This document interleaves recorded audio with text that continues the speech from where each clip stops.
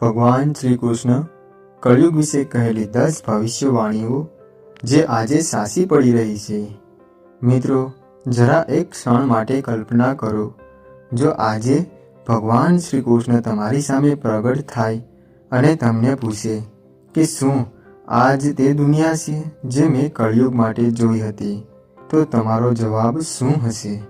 આજે લોકો પાસે પૈસા છે પણ શાંતિ નથી, મોટા મોટા મકાનો છે પણ પ્રેમથી ભરેલું ઘર નથી, હજારો મિત્રો છે પણ મુશ્કેલીના સમયમાં સાસો સાથ આપનાર કોઈ નથી।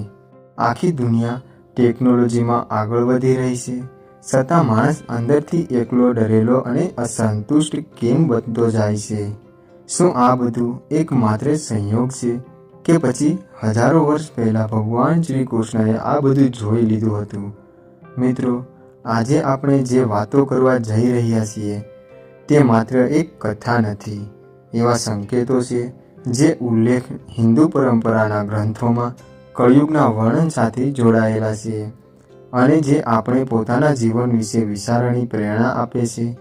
કહેવાય છે કે કળિયુગમાં ધર્મ ધીમે ધીમે ઘટશે અને અધર્મ વધશે, સત્ય બોલનાર માણસને મૂર્ખ માનવામાં આવશે અને ખોટું બોલનાર માણસને ચાલાક ગણવામાં આવશે। જરા આજુબાજુ નજર કરો, શું આજે એવું થતું નથી? જે વ્યક્તિ ઈમાનદારીથી મહેનત કરે છે તેને ઘણીવાર સંઘર્ષ કરવો પડે છે અને જે ખોટા રસ્તે ચાલે છે તે ઘણી વખત ઝડપથી સફળ દેખાય છે। પણ મિત્રો, ભગવાન શ્રી કૃષ્ણએ એક ખૂબ જ મહત્વની વાત કહી છે, સમય માટે કોઈને જીવતું નથી, અંતે જીત હંમેશા સત્યની, કર્મની જ થાય છે। આજનો માણસ ભગવાનને યાદ પણ ત્યારે કરે છે જ્યારે મુશ્કેલીમાં આવે છે, બાકીનો સમય પૈસા, અહંકાર, સ્પર્ધા અને દેખાડામાં પસાર થઈ જાય છે। કળિયુગનું આ સૌથી મોટું લક્ષણ માનવામાં આવે છે। મનુષ્ય ભગવાન નહીં પણ પોતાની અંદરથી શાંતિથી દૂર થઈ જશે અને જ્યારે અંદરથી શાંતિ જતી રહે ત્યારે બહાર દરેક વસ્તુ હોવા છતાં પણ જીવન ખાલી લાગવા લાગે છે। મિત્રો, આજે આપણે જે 10 ભવિષ્યવાણીઓ વિશે જાણીશું તેમાંની કેટલી એવી છે જે સાંભળી કદાચ તમને લાગશે, અરે આ તો આજના સમયની વાત છે, અને કદાચ આ વિડીયો પૂરો થયા પછી તમે દુનિયાને પહેલાં જેવી નજરથી જોઈ જુઓ। તો ચાલો શરૂઆત કરીએ પહેલી ભવિષ્યવાણીથી। ભગવાન શ્રી કૃષ્ણએ સંકેત આપ્યો હતો કે કળિયુગમાં માણસનું મૂલ્ય તેના સારા સ્વભાવથી નહીં પરંતુ તેના પૈસાથી માપવામાં આવશે। જેની પાસે સંપત્તિ હશે, સમાજ તેને માન આપશે, ભલે તે સત્યથી દૂર હોય, અને જે ગરીબ હશે, ભલે તે કેટલો પણ સારો માણસ હોય, તેને શબ્દોને કોઈ મહત્વ નહીં આપે। મિત્રો, આજે શું આવું જ થઈ નથી રહ્યું? આપણે ઘણી વખત માણસનો સ્વભાવ નથી જોતા પણ તેની ગાડી, તેનું ઘર, તેના કપડાં અને તેના બેંક બેલેન્સ જોઈએ છીએ, તેનું મૂલ્યાંકન કરી નાખીએ છીએ। ભગવાન શ્રી કૃષ્ણએ કહ્યું હતું, જ્યારે સમાજમાં ધનની કિંમત માનવતાથી મોટી બની જશે ત્યારે સમજી લેવું કે કળિયુગ પોતાના સંપૂર્ણ અસર બતાવી રહ્યો છે। પરંતુ આ તો માત્ર શરૂઆત છે, આગળની ભવિષ્યવાણી તો તેનાથી પણ વધુ ચોંકાવનારી છે। ભગવાને કહ્યું હતું, એક સમય એવો આવશે જ્યારે સંતાન પોતાના જ માતા પિતાને ભારે સમજવા લાગશે। શું ખરેખર આજે એવું થઈ રહ્યું છે? શું આ ભવિષ્યવાણી પણ સાચી પડી રહી છે? આપણે જાણીશું ભાગ 2માં। મિત્રો, ભાગ 1ના અંતમાં આપણે એક એવી ભવિષ્યવાણી વિશે વાત કરી હતી જે સાંભળી કદાચ દરેક વ્યક્તિ થોડો સમય વિચારવા મજબૂર થઈ જાય। પણ શ્રી કૃષ્ણએ આપ્યો સંકેત હતો કે એક સમય એવો આવશે જ્યારે સંતાન પોતાના જ માતા પિતાને ભાર સમજવા લાગશે। જરા આજુબાજુ નજર કરો મિત્રો, આજે કેટલાય વૃદ્ધ માતા પિતાઓ એવા છે જેમણે આખું જીવન પોતાના બાળકો માટે મહેનત કરી, પોતાના દરેક સપનાઓ છોડી દીધા, પોતે ભૂખ્યા રહી બાળકોને જમાડ્યા, પણ જ્યારે તેઓ વૃદ્ધ થયા ત્યારે એ જ બાળકો પાસે તેમની સાથે બેસવાની 2 મિનિટ વાત કરવાનો પણ સમય નથી। કેટલાય માતા પિતાઓ વૃદ્ધાશ્રમ પોતાની છેલ્લો સમય પસાર કરે છે અને કેટલાય પોતાના જ ઘરમાં એકલા અનુભવે છે. મિત્રો, આ દ્રશ્ય માત્ર દુઃખ જ નથી, પણ આપણને વિચારવા મજબૂર કરે છે.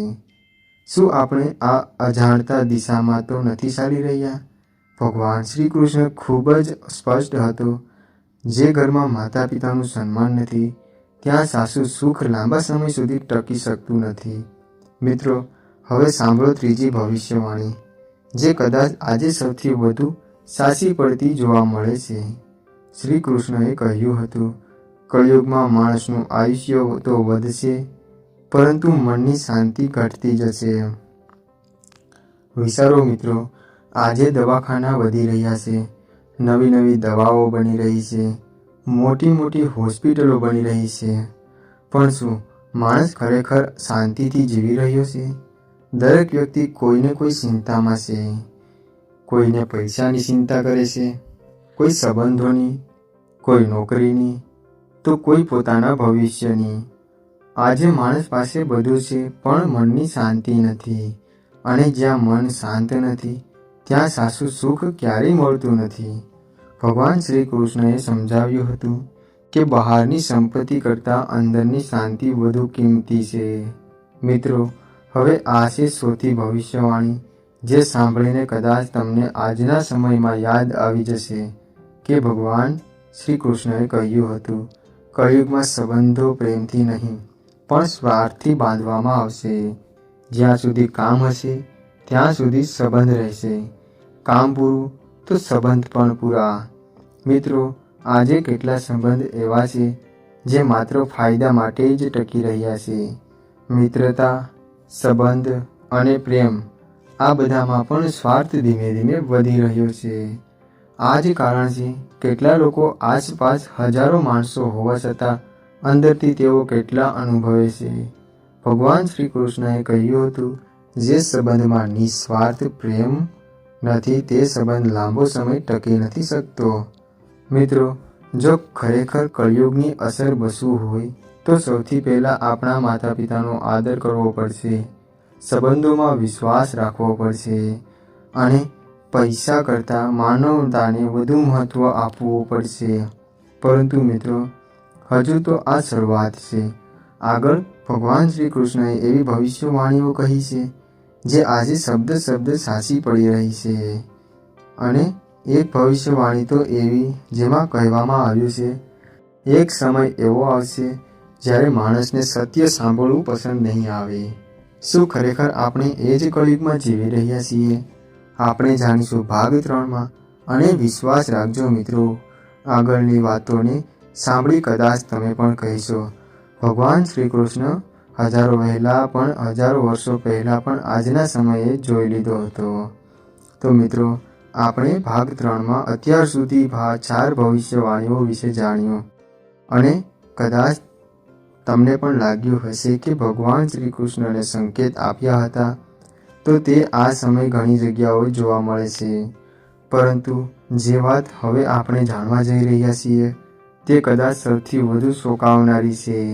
ભગવાન શ્રી કૃષ્ણ સંકેત આપ્યો હતો કે કળિયુગમાં સત્ય બોલનાર વ્યક્તિ લોકો પસંદ નહીં કરે, પરંતુ મીઠું, જૂઠું બોલનારને મન માન શાંતિ મળશે. જરા વિચાર કરો, આજે જો કોઈ વ્યક્તિ સાચી વાત કહે, તો ઘણા લોકો તેને કડવો સ્વભાવ કહી દે છે. પણ જે માણસ મીઠી મીઠી વાતો કરીને છેતરપિંડી કરે, તે લોકો હોશિયાર કહે છે. સોશિયલ મીડિયાથી લઈ રોજિંદા જીવન સુધી ઘણી જગ્યાઓએ દેખાડો સત્ય કરતાં મોટો બની ગયો છે. લોકો પોતાના જીવન કરતાં બીજાને પોતાનું જીવન સારું દેખાય તેની વધુ ચિંતા કરી રહ્યા છે. ભગવાન શ્રી કૃષ્ણએ કહ્યું હતું, જ્યારે માણસ સત્ય કરતાં દેખાડા વધારે મહત્ત્વ આપશે, ત્યારે સમજી લેવું કે કળિયુગ પોતાના સંપૂર્ણ અસર બતાવી રહ્યો છે. મિત્રો, હવે આપણે સાંભળશે છઠ્ઠી ભવિષ્યવાણી. ભગવાન શ્રી કૃષ્ણ કહ્યું હતું, એક સમય એવો આવશે જ્યારે માણસ પાસે જ્ઞાન તો ઘણું હશે, પરંતુ બુદ્ધિ ઓછી હશે. આજે મોબાઈલ આખી દુનિયાને જ્ઞાન આપે છે. એક બટન દબાવતા હજારો પુસ્તકો મળી જાય છે, પણ છતાં માણસ અંદરથી શાંત કેમ નથી થતો? કારણ કે જ્ઞાન માત્ર વાંચવામાં નથી આવતું. જ્ઞાન ત્યારે આવે છે જ્યારે આપણે તેને જીવનમાં ઉતારીએ. ભગવાન શ્રી કૃષ્ણ ક્યારેય માત્ર ઉપદેશ આપ્યો નહોતો, તેમણે પોતાના જીવન જીવવાની બતાવ્યું હતું. એટલા માટે જ આજે આપણે કરોડો લોકો તેમના પોતાના માર્ગદર્શનને માને છે. મિત્રો, હવે આપણે 7મી ભવિષ્યવાણી જાણીશું, જે સાંભળી કદાચ તમને આજના ઘણા સમાચાર યાદ આવી જશે. ભગવાન શ્રી કૃષ્ણએ કહ્યું હતું, કળિયુગમાં માણસ પ્રકૃતિનું સન્માન કરવાનું ભૂલી જશે. નદીઓ ગંદી કરશે, જંગલો કાપશે, પ્રાણીઓ પર અત્યાચાર કરશે અને પછી જ્યારે પ્રકૃતિ જવાબ આપશે ત્યારે માણસ ડરી જશે. મિત્રો, વિચારો, આજે આપણે કેટલી નદીઓને પ્રદૂષિત કરી દીધી છે, કેટલાક જંગલો ખાલી થઈ ગયા છે અને દર વર્ષે કુદરતી આફતો વધી રહી છે. ભગવાનનો સંદેશ સ્પષ્ટ હતો, પ્રકૃતિ માત્ર આપણું ઘર નથી, તે ભગવાનની રચના છે. જે વ્યક્તિ પ્રકૃતિનો આદર કરે છે તે ભગવાનનો પણ આદર કરે છે. મિત્રો, આજે આપણે ટેકનોલોજીમાં આગળ વધી રહ્યા છીએ, પણ જો આપણે વૃક્ષો બચાવી નહીં શકીએ, તો પાણીની કદર નહીં કરીએ અને ધરતી માતાનું સન્માન નહીં કરીએ, તો ભવિષ્યની પેઢી શું આપણને જોઈશું? ભગવાન શ્રી કૃષ્ણ હંમેશા અસંતુલિત જીવન જીવવાનો સંદેશ આપ્યો હતો. એવું જીવન જ્યારે વિકાસ પણ નહોતો અને પ્રકૃતિ પ્રત્યે પ્રેમ પણ નહોતો. પરંતુ મિત્રો, હજુ સૌથી મોટું ભવિષ્યવાણીઓ બાકી છે. ભગવાન શ્રી કૃષ્ણએ કહ્યું હતું કે એક સમય એવો આવશે જ્યારે માણસ ભગવાનને શોધવા મોટા મંદિરોમાં તો જશે, પરંતુ પોતાના હૃદયને ભગવાનને શોધતા ભૂલી જશે. આ વાતનો સાચો અર્થ શું છે અને શા માટે આ ભવિષ્યવાણી આજે સૌથી વધુ સાચી લાગતી હોય, આપણે જાણીશું ભાગ 4માં. મિત્રો, આપણે અત્યાર સુધી ભગવાન શ્રી કૃષ્ણએ ઘણી એવી વાતો ભવિષ્યવાણીઓ વિશે જાણ્યું જે આજના સમયમાં સાચી પડતી જોવા મળે છે. પરંતુ હવે જે ભવિષ્યવાણી વિશે આપણે વાત કરવાના જઈ રહ્યા છીએ તે કદાચ સૌથી વધુ વિચારવા જેવી છે. ભગવાન શ્રી કૃષ્ણએ કહ્યું હતું, એક સમય એવો આવશે જ્યારે લોકો ભગવાનને મંદિરોમાં તો શોધશે, પરંતુ પોતાના હૃદયમાં ભગવાનનું શોધવાનું ભૂલી જશે.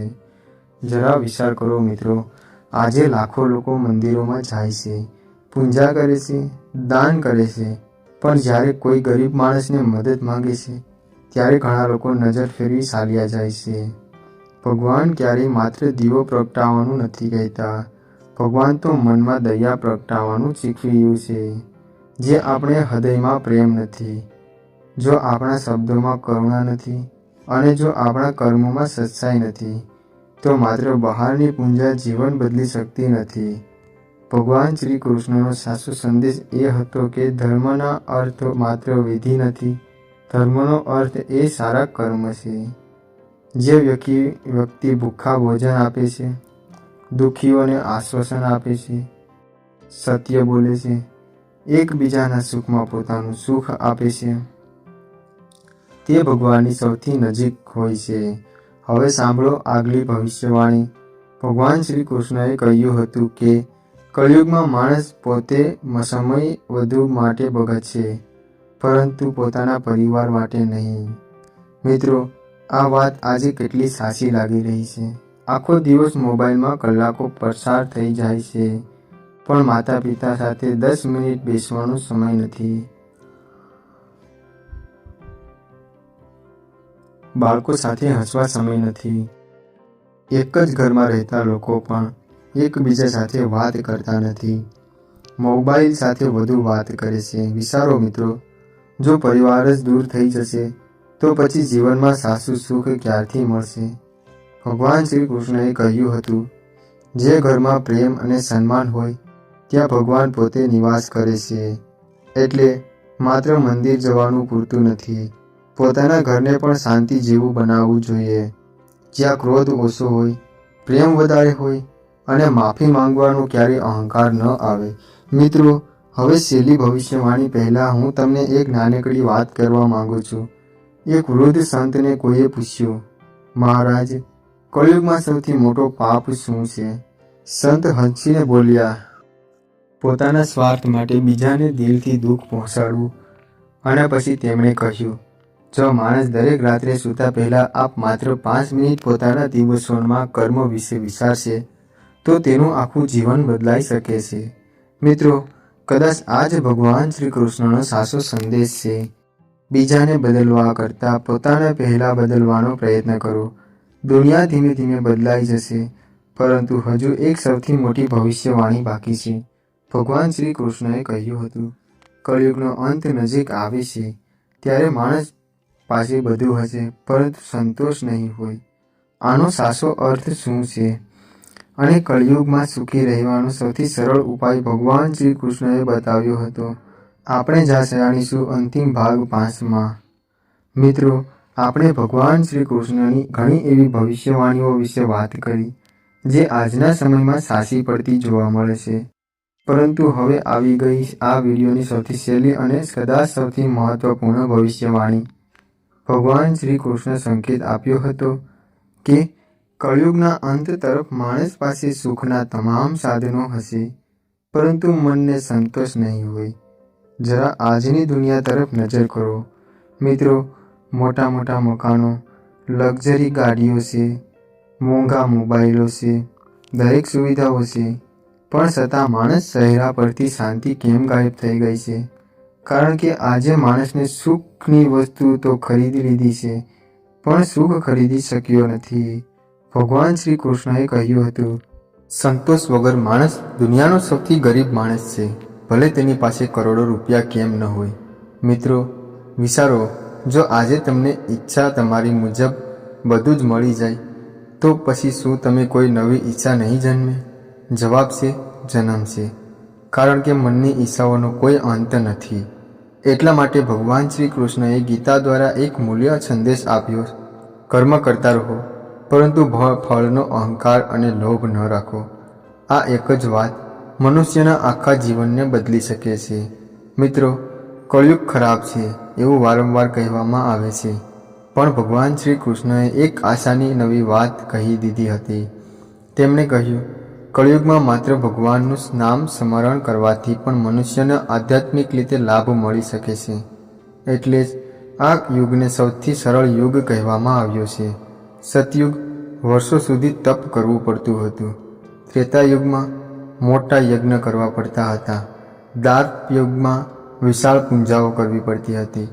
પરંતુ કળિયુગમાં જો કોઈ વ્યક્તિ સાચા મનથી ભગવાનનું નામ લે, સારા કર્મ કરે અને દરેકને જીવનમાં ભગવાનને જુએ, તો તે પણ આધ્યાત્મિક રીતે માર્ગ પર આગળ વધી શકે છે. મિત્રો, આ વિડીયો બનાવવાનો હેતુ કોઈને ડરાવવાનો નથી.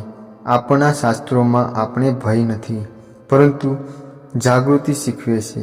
જો આજથી આપણે માતા પિતાનો આદર કરીશું, સત્ય બોલીશું, ખોટા માર્ગથી દૂર રહીશું, લોભ ઓછો કરીશું અને દરરોજ સમય થોડો ભગવાનને યાદ કરીશું, તો કદાચ આપણે કળિયુગમાં રહીને કોઈ એક સુંદર શાંતિપૂર્ણ જીવન જીવી શકીશું.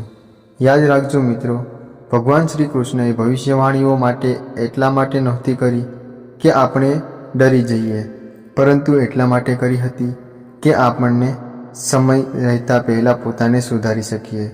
જો આપણે બદલાઈ જઈશું તો આપણું પરિવાર બદલાશે, પરિવાર બદલાશે તો સમાજ બદલાશે, અને સમાજ બદલાશે તો આખી દુનિયા પણ ધીમે ધીમે બદલવા લાગશે. તો મિત્રો, આજના વિડીયોમાં તમને કોઈ ભવિષ્યવાણી સૌથી વધુ સારી ગમી હોય તો કોમેન્ટમાં જરૂર લખજો. જો વિડીયો પસંદ આવ્યો હોય તો લાઈક જરૂર કરજો અને તમારા અને મિત્રો પરિવાર સાથે શેર કરજો.